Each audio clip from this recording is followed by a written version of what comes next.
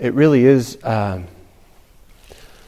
honor to have the opportunity to speak to such a bright, frankly, attractive group of people. It's not right. The truth is, I've seldom had to give a talk to such a stupid bunch of ugly people in my life.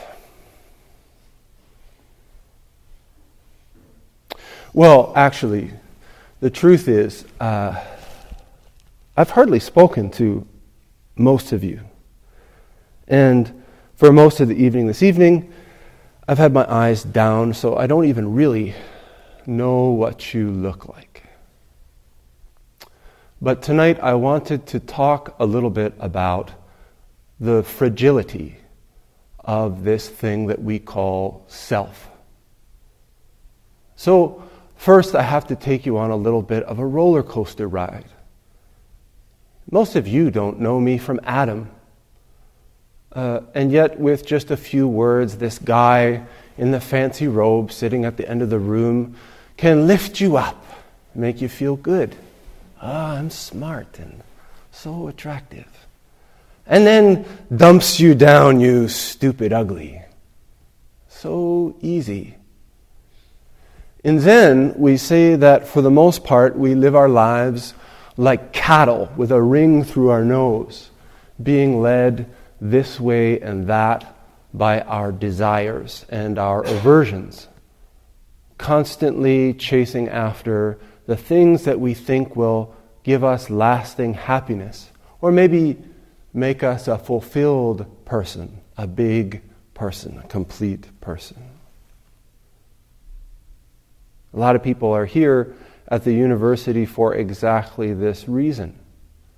Since we've been children, we've believed that maybe if we can get the right education, or the right job, or maybe the right partner, the right amount of money, or drive the right car, that will somehow be beyond criticism, will somehow be complete, will have what we need to be happy. And so we go about our lives pursuing that with all of our will. And yet, somehow at the same time, the more we obtain, the more we gather and collect, seems like the more fragile we can become.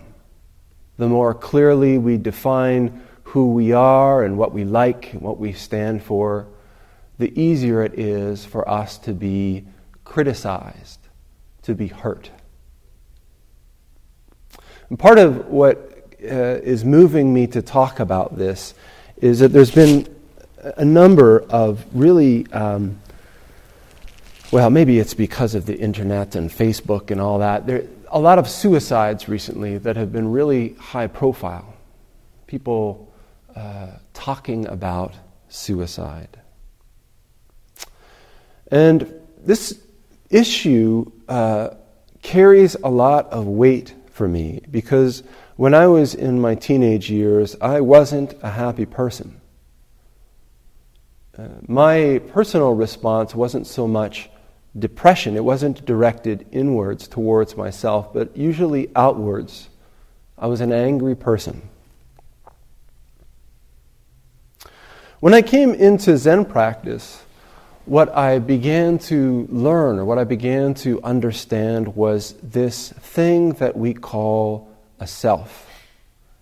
This I that we hold up as an object, that we spend so much of our time trying to bolster up, make strong, make big, collect, amass. Fundamentally, it's a transient thing. It doesn't have any lasting, fixed substance. No matter how much we build it or create it or shape it or structure it or define it, there's always going to be somebody who thinks it's ugly and stupid. And yet, this thing, this fundamentally transient empty thing that we call a self, which we are led by our noses here and there through suffering and difficulty, it does not define us. It is not who we truly are. This practice that we're engaged in, this simple practice of sitting and breathing, engaging with one another in this kind of formal communal practice, is aimed at not the understanding, but the experiential realization of who we truly are. As we sit in this straight posture, simply paying attention to our breath, we witness all of the thoughts and feelings of self.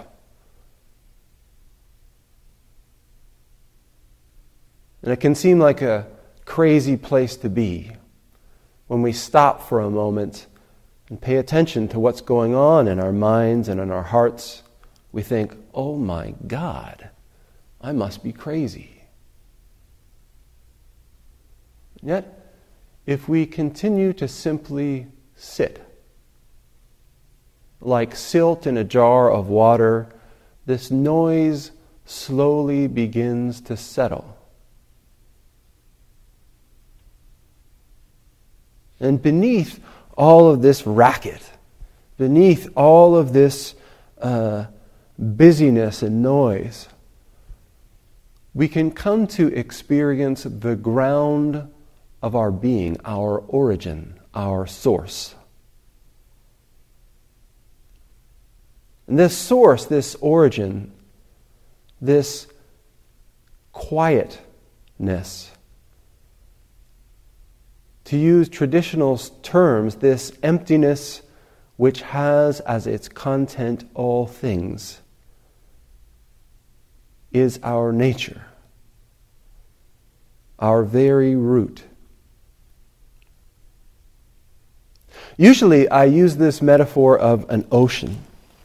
Each of us and everything in this vast cosmos manifesting as a wave. And we make the mistake of thinking ourselves a wave.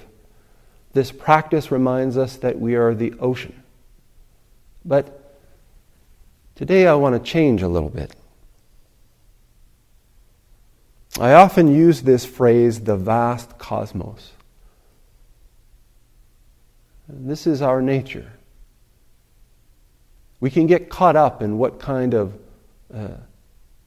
celestial body we are, what kind of planet, what kind of star, what kind of galaxy even. We can talk about what makes a good planet or a good galaxy. We can aspire to possessing certain qualities. But in the end, there's no best one. It's the infinite variety of the universe. If we want to know our own nature, we have to let go of each of these specific manifestations and realize that our nature is this space. This vast, empty space, which has as its cosmos, which has as its contents, all things. What's the value of that? Why is that important? As we go through our lives, we're going to be offered every kind of temptation, every kind of offer, every kind of desire. And we'll be moved into paths we never thought imaginable by the idea that if we can just have that, we'll be complete, we'll be fulfilled, we'll be happy in some kind of lasting, permanent way. And in our lives, we're going to meet all kinds of people for all kinds of reasons who hate us, who think we're garbage, who think that we aren't worth the time of day and will tell us so in ways that are cruel and hurtful.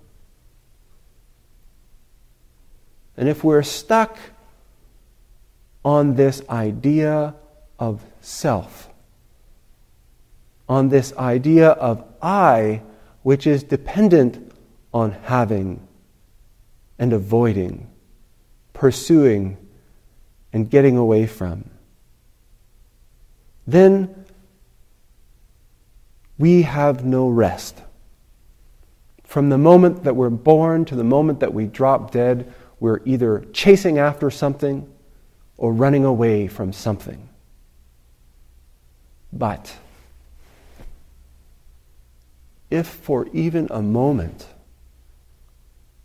in this practice, in even a second of our lives, if we're able to experience this, to experience this vastness, this formless emptiness that has as its content all things, our true nature, we become fundamentally unshakable. Sure, we can be hurt. Sure, we'll have our aspirations. But we know in the very core of us that our value is not associated with this skin bag, this body, this degree, this job, this car, this partner. We have this fundamental knowing, this experiential realization of our value, our true nature, as we call it in the Zen tradition. So we put up some posters for Zen practice. And we often have lots of business people in the Zen Center that are trying to help with the marketing. Yeah? What is it that you sell at the Zen Center? What is your product? What's your elevator pitch? How do you sell it? Well, I think the wonderful thing about Zen practice is that we've got the best product in the whole damn world. It's you. The opportunity that you have through engaging in this simple practice of just sitting with your natural function in this very moment is that you can realize, you can experience for yourself who you truly are, your true nature, before your job, before your education, before your money, before your car, before your parents, before you were born.